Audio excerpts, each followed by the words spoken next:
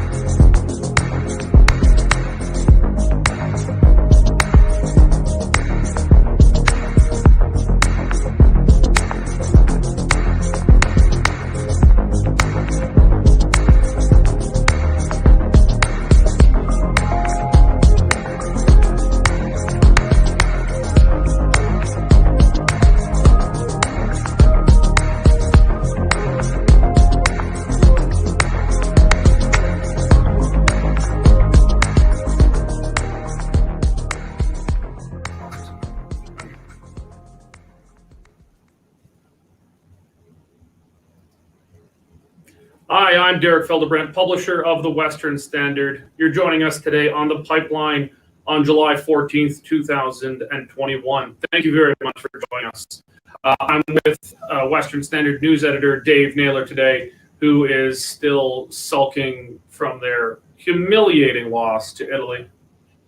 Yes, we can't win on penalties. That's all there is to it. No, but England made it further than usual.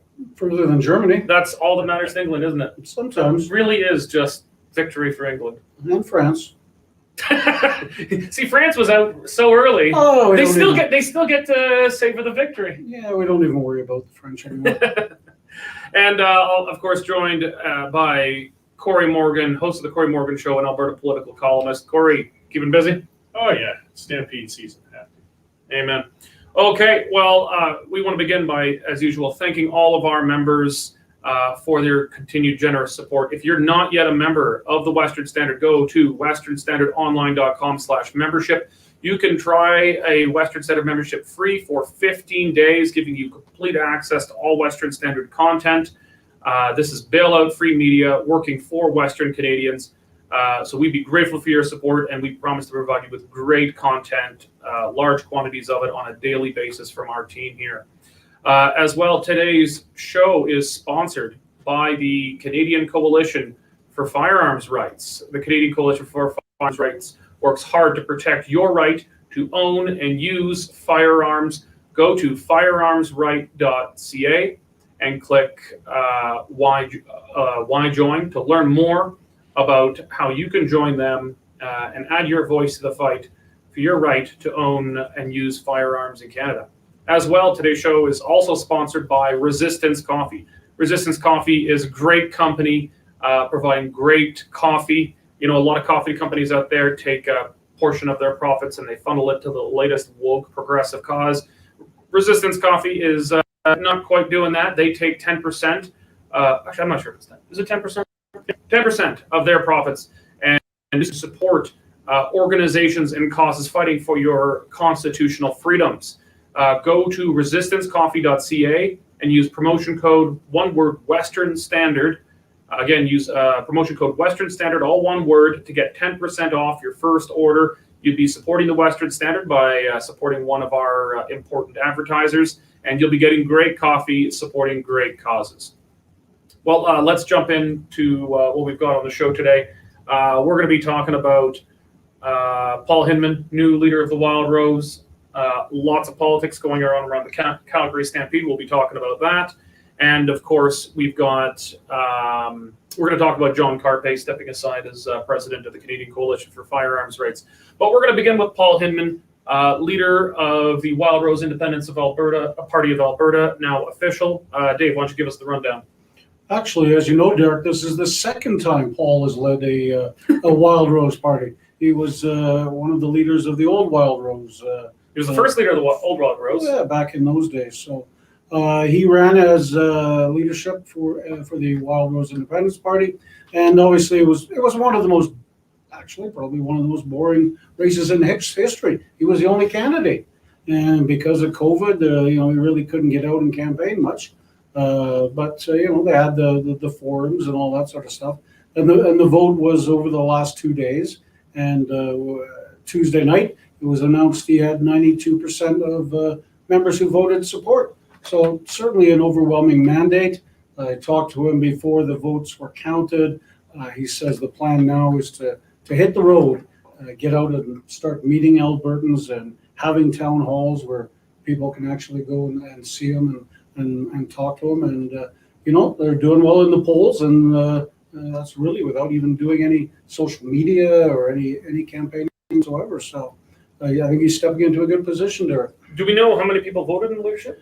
I want to say 1,600, but don't quote me on that. I wouldn't imagine very high turnout when there's one candidate on the ballot. But I think right now they're sitting around 10,000 members overall. So it's a pretty low turnout. But, Yep. I mean, it's hard to motivate yourself to vote yes or no to something. I guess there's a few areas we'll stab at this. Before we get into Paul itself, let's talk about the race or lack thereof. Corey, do you think it was kind of a missed opportunity for the party not to have a more combative race with more than one candidate, or do you think this is a better position that he comes out of it unbruised? No, I personally think a race would have been better. I mean, races can have pitfalls. You get some lunatic candidates, you get some infighting, they can be divisive. There's definitely hazards that come with a leadership race if it's run poorly or you've got the wrong people. But they're also a huge opportunity. I mean, a good competitive leadership race, you get these candidates pounding the pavement. They're selling memberships. They're interacting with people. They're making news. They're bringing it into the scroll. And of course, that didn't happen. As you said, it's I'd say the second most boring leadership race in Alberta, because the Alberta party's had theirs going for a month and something. They didn't have any candidate. They don't have a candidate yet. So the Wildrose party has one more candidate than the Alberta party. They have 100% more candidates. That's right. Yeah. So I mean, it's good that they're coming out of this. They can go straight to work, and Paul certainly is a ground worker. But I think they would have done much better to have a good competitive couple of months of campaigning and race. I think there probably were going to be a few candidates, but they put this ridiculously high entry fee to entering the race. It's $30,000. It's not unusual to have an entry fee into a leadership race, but $30,000. I forget exactly how much it was in the 2015 Wildrose race, but that was when Brian Jean won. The party was in terrible shape, but still, it was technically still the official opposition. The media had written it off. Its opponents had written it off. Some of its own members had written it off. But at least it still had a couple seats in the legislature. It was official opposition.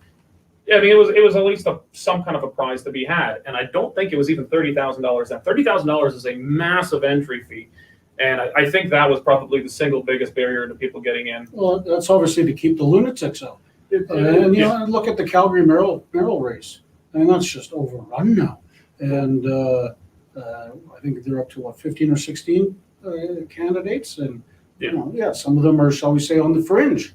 So I agree with you, Derek. 30,000 is way too much, but $100 is. Oh, I agree. Where you find the balance of these things, I don't know. $10,000 will keep a lot of kooks off a ballot, but I think is probably more reasonable. I think the UCP was something like 50,000 or something like that. It was, but I mean that was a case of where you pretty much knew the winner of that race was probably going to be premier, so people were willing to invest some money and take a gamble. As you said, even the old Wildrose party, they were the official opposition. They had some seats.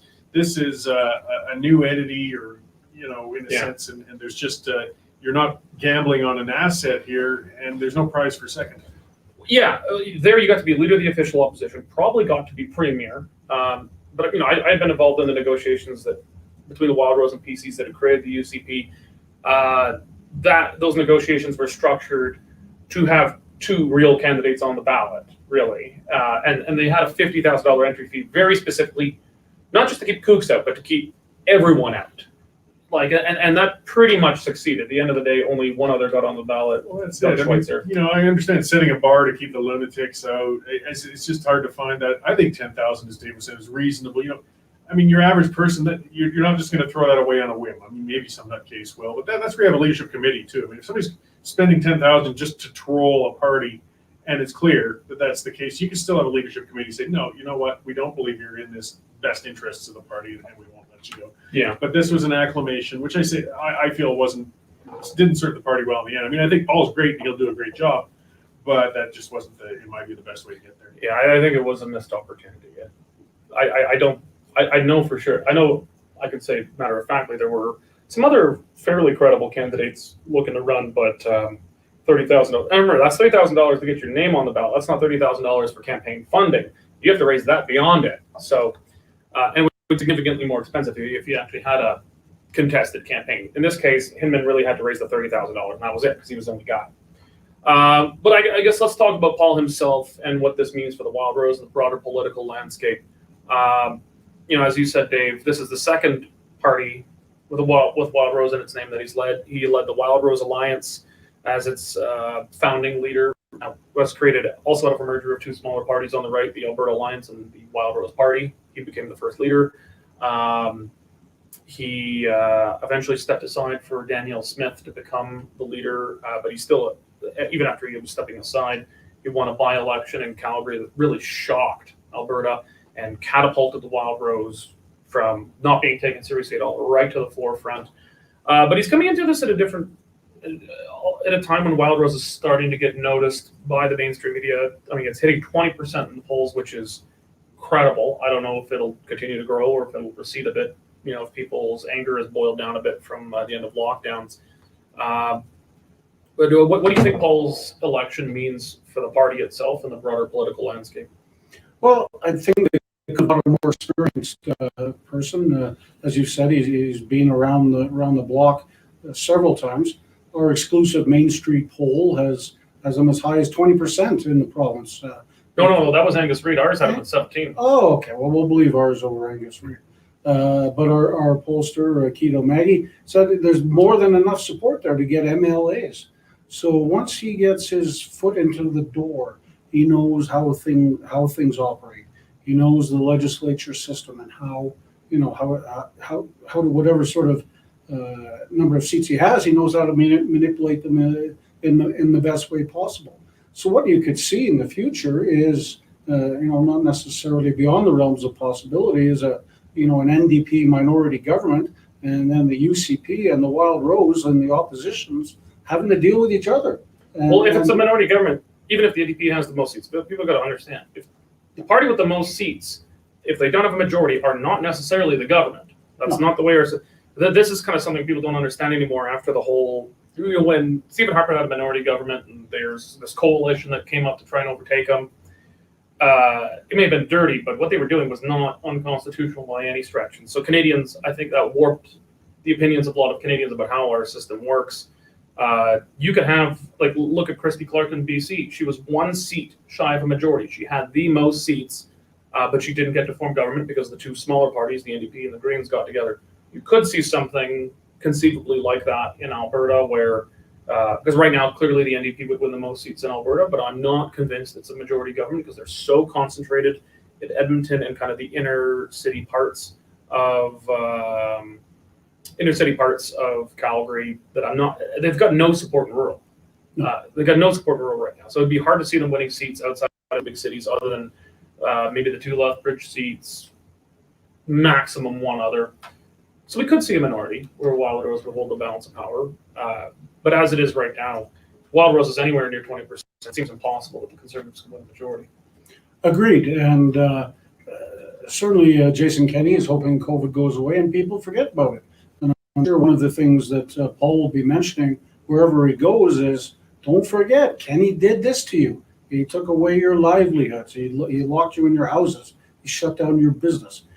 He's been advocating against the lockdown since day one.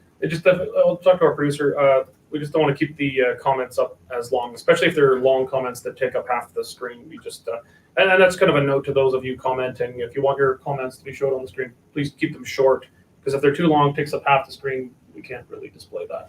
Shout out, though, to Operations Manager James. Mm-hmm. This is why we're looking a little better than we normally do. Even Corey looks more handsome. I thought it looked better when I had a bit of blur. So we're not disappearing into the green screen anymore and stuff like that. So your glasses are a little bit. No. This is not a green screen. This is the window of our office. Yeah, that's true. We do have the best view in the city. Yeah. So thank you to James. Yeah, I mean it's where does Paul take the party from here? The first step is to get up and the people know who he is. because the average adult, I couldn't pick him out of a police lineup because he's been away from public sight as most of the people during COVID. So now he can get out. Now he can get his face shown. Now he can meet people. Now he can knock on doors. Now he can go to community barbecues, and he's a veteran. He'll know exactly what to do. It won't take him long to get his name known, and because of we were the only media when we did polling to specifically get Wildrose support. All the other media just clumped him in with others, and you got this other bar that nobody knew what it was. So. Yeah, so I want to ask you about that, Corey. For the longest time, the other media, when they would poll, they would put into other, and other would be like almost tied with the UCP. Yeah, it's growing and growing. You think at some point you're going to say, is? "What is this?" Yeah, but they didn't want to look. It was bizarre. I mean, if other gets above 5%, you're supposed to look at that. Okay, so something above 5%, that probably got some kind of significance. And all the other polls, other would be like 20 or 25%, something huge, and they refuse to look at it, and you have to wonder why. We'd poll and ask about Wildrose, and we're like, we know what the other is. This is what it is. We're polling all these other smaller options, and this is the one that's standing out here. So they're sitting at between 17 and 20% right now. The polls, ours in Main Street had them at 17, and then about 2 weeks later, Angus Reid had them at 20. But things have, Alberta is pretty much completely reopened now. Borders are still closed and things like that. That's under federal. Do you think that with the reopening that this is going to really take the steam out of Wildrose, or are these voters lost to Kenny at this point? I don't think the reopening it might stop the bleeding for Kenny, but getting them back. I mean, one of the things you got to keep in mind with Paul too, he's a party builder. He's not one of the ones, you'll see front and center and fire and brimstone and making the great quotes, but he works the ground, and he's already saying he's going to hit those constituencies. He's going to get those organizations going. He's going to get that campaign machine going, which you need when the time comes. And that's why he keeps getting underestimated, because where did this guy come from? Well, he built a foundation there that came in and whipped you, and you weren't paying attention to it. And that's what happened too. The media didn't pay attention to these guys, and Paul was working it for some time and building that up out there. But the thing is with Kenny, this is the Wildrose Independence Party, and we're going into a federal campaign probably this fall that's going to be very divisive. And from all accounts and all appearances, we might get a liberal majority out of this. And Kenny has been notoriously weak in dealing with Ottawa. He won't stand up to him. He talks big. He backs down. And that's a giant hole for Paul to fill. That's a great area to capture votes. And I mean, he's making no bones about where he's going. He's moving towards Alberta independence. He's moving towards getting a police force, getting the pension plan, not just talk. We've heard for 2 years out of the UCP. He's going to move on it. And that's what's grabbing solid, dedicated supporters. So Kenny's really got to up his pro-Alberta game. I mean, he's got the COVID thing handled, and it seems to have worked out well, and that's going to help him. But that independence is going to bite him in the ass if he doesn't figure out how to consolidate it. Yeah. Okay, well, let's move things real local here. Right now, you can see I'm not in my regular suit and tie here. We've got a Stampede party after work today. It is the Calgary Stampede. Thank God it's on. I know some of you don't want to go because it's not perfect, but I say don't let the perfect be the enemy of the good. It's just great to see people out and living, breathing the free air now. People are sitting on patios, drinking beers. There's some rodeo going on, and this rodeo doesn't get you sent to jail. That's important to note.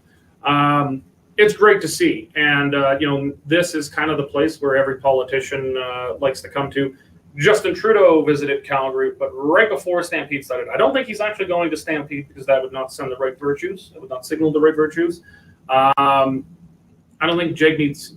Some people can correct me if I'm wrong, but I don't know if JPC has ever been to Calgary Stampede. He might be the only national partier who's not from the Bloc Québécois to do that. I'm pretty sure the Bloc leaders visit Calgary Stampede more often. They actually might be welcome. Yes. I think the Bloc leaders are welcome here. Well, I think it's time for Alberta to get right behind those guys. Oh, yeah, absolutely. But at least on the provincial level, it is full campaign season. It is the greatest campaign event on earth. Dave, why don't you tell us what's going on with the political groundscape here? Oh, it's silly season in Calgary. As you mentioned, Derek, the Prime Minister touched down for for a few hours the day before the kickoff. Conservative leader Erin O'Toole popped into town for a press conference before heading west. Jason Kenney's, you'll recognize him. He's walking around with the biggest grin on his face in Calgary. He's going to his premier's Stampede breakfast. That was packed. Even NDP leader Rachel Notley, who questioned even way back in May, said the Stampede probably shouldn't go ahead because it's going to be a super spreader event. She wasted no time in getting down here and holding a big party. She'll be around town all week, various functions. She is super spreading everywhere. Yes, so it's just an event that politicians cannot miss. And the people come to them. The people will go and to get a free pancake and sausage at the community constituency offices and all that sort of stuff. So I don't think there's a better time than Stampede Week for politicians to actually get out and meet Albertans. And of course, there's Albertans from across the province here coming down for the rodeo and the Stampede. So it's a must-attend event for politicians. Well, this rodeo is just not as fun as Bowden because, just when something's illegal, it's a lot more fun. I mean, when I was in high school, I used to smoke pot. It was illegal. And I just don't touch the stuff. It's not fun anymore. I feel like illegal rodeo is so much more enjoyable than the legal variety. Oh, absolutely. It takes some of the thrill out of the whole thing.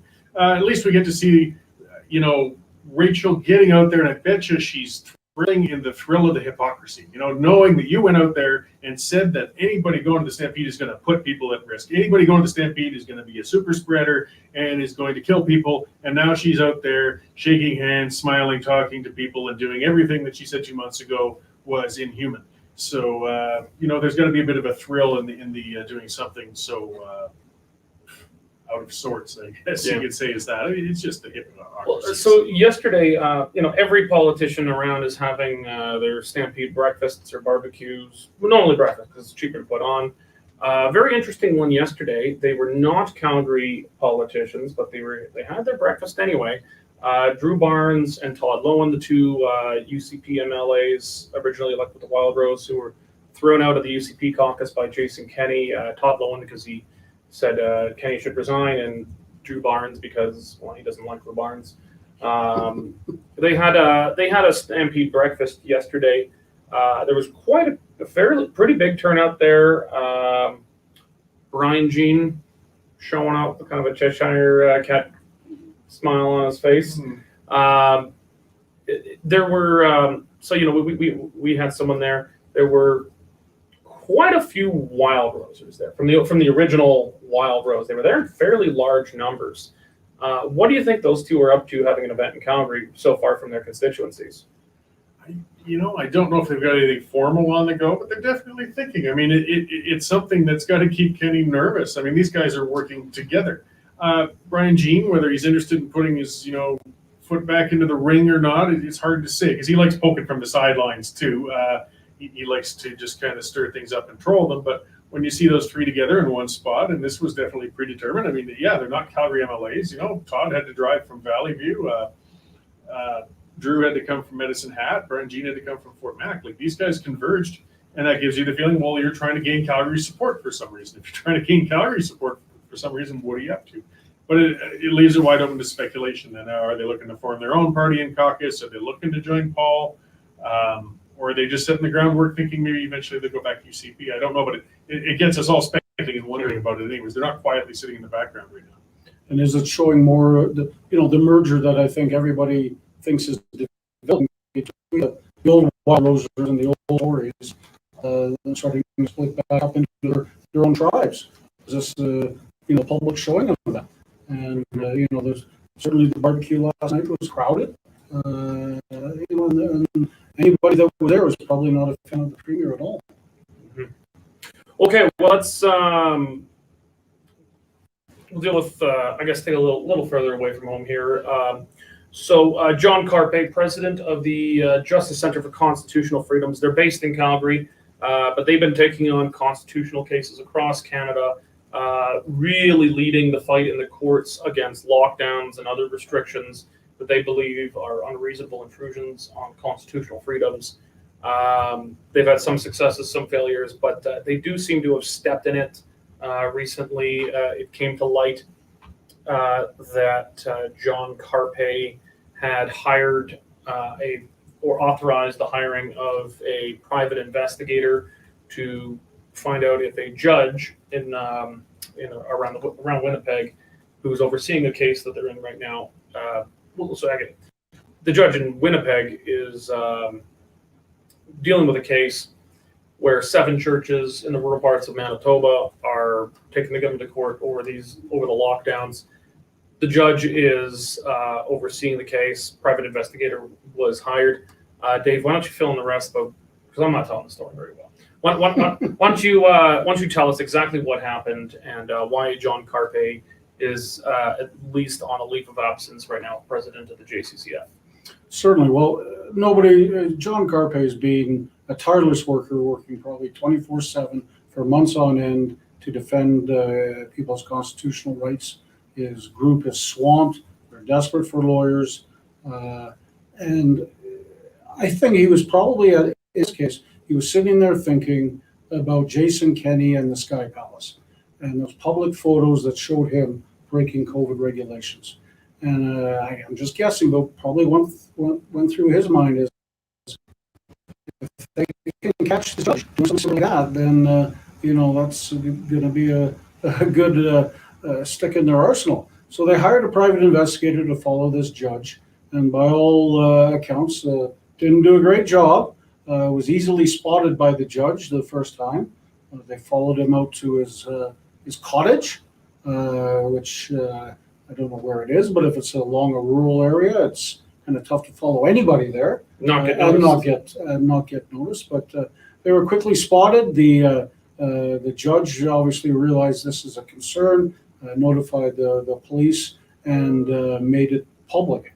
That same day, John Carpe, the fell on the sword, said he'd made a mistake, and the next day he announced he was stepping away as head of the organization. The board of directors. Well, he's on leave. He's not on leave. No, he's still there. The board of directors said they had nothing to do with it. They were not informed about it. So obviously a decision John took on his own.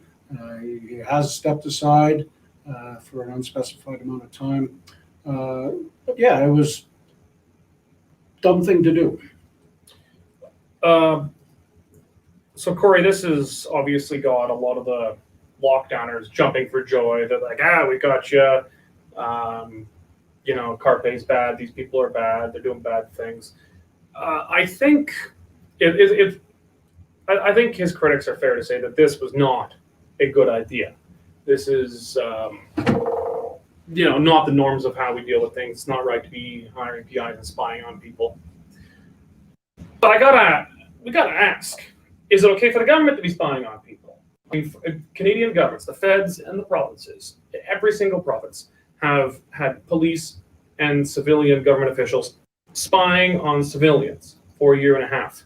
They set up snitch lines and encouraged people to spy on their neighbors, on people walking down the street, their friends and their family, and report it and snitch it to the government for a year and a half.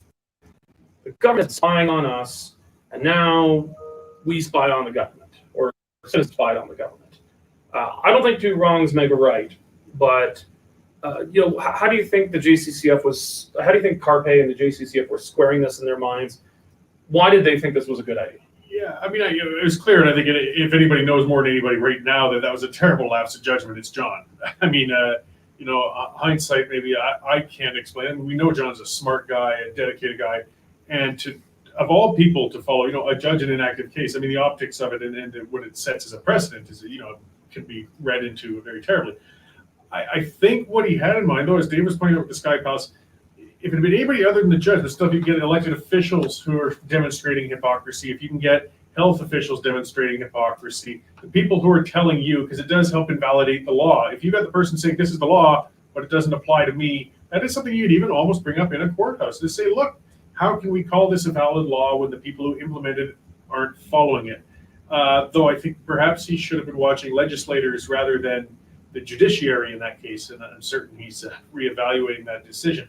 And it's too bad because of, as we said, he's done so much great work. That organization has been so important for government overstepping its boundary. And the government did create that atmosphere of everybody spying on each other. I mean, I remember Mayor Nitschke going on about, call that snitch line if you see your neighbor having, a strange car parked in front of their house or 3 people in the backyard, you call up and get them in there. And it's turned us into these Karens, as the overused term goes, to keep moving on each other. So, I mean, it was just an extension of more of that same attitude, but it really was poorly conceived, and it's really too bad. It really is. Yeah.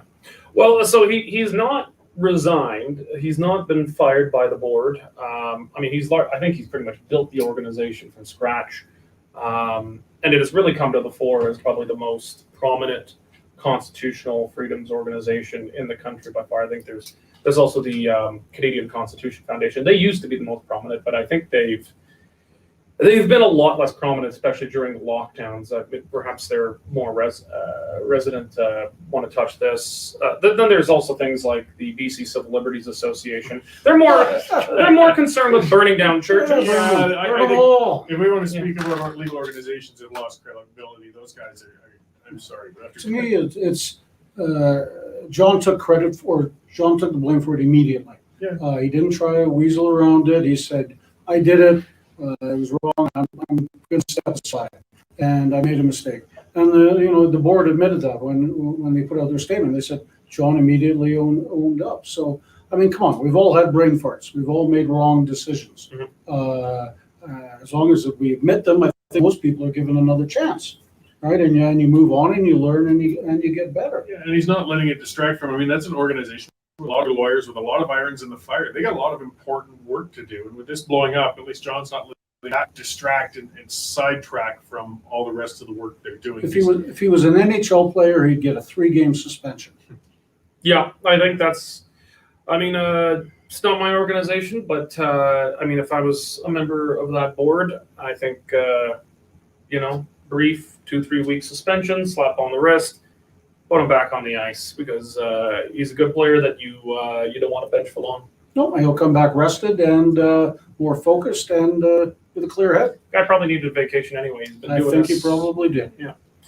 Okay, well, that's it for today's show. I want to thank, of course, Corey and Dave for being with us, and especially all of our Western Standard members. If you're not yet a member of the Western Standard, please go to westernstandardonline.com/membership.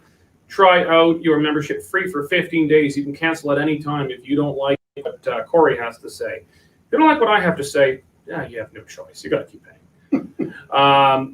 And of course, today's show is sponsored by Resistance Coffee. Resistance Coffee is a fantastic company that takes 10% of the proceeds of the sales of their coffee and pass it on to organizations supporting your constitutional freedoms. I don't know if it's supporting the Canadian the Center for Constitutional Freedoms. I don't know. That is one of the ones they don't. Apparently, I'm getting the thumbs up. They do. If you support the Justice Center for Constitutional Freedoms. I could use a cup of liberal tears right now. To be honest.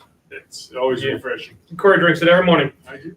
So support Resistance Coffee, support good causes that they back with some of their profits. So go to resistancecoffee.ca, use promotion code Western Standard to get 10% off of your first order. That's one word, Western Standard, as your promotion code, getting 10% off of your first order. As well, today's show is sponsored by the Canadian Coalition for Firearms Rights. The Canadian Coalition for Firearms Rights works tirelessly for your right to own, use, and just have a lot of fun safely with firearms. They're a fantastic organization that's on guard for you. I know these guys they've got an office perched out in Ottawa, in a place you don't want to be with people who want to take away your guns. They're there working the halls of power and doing advocacy on your behalf to be able to keep your firearms. So go to firearmsright.ca and click Why Join to find out more about why you should join the Canadian Coalition for Firearms Rights. That's it for today's show. We appreciate all of you and all of your time. God bless.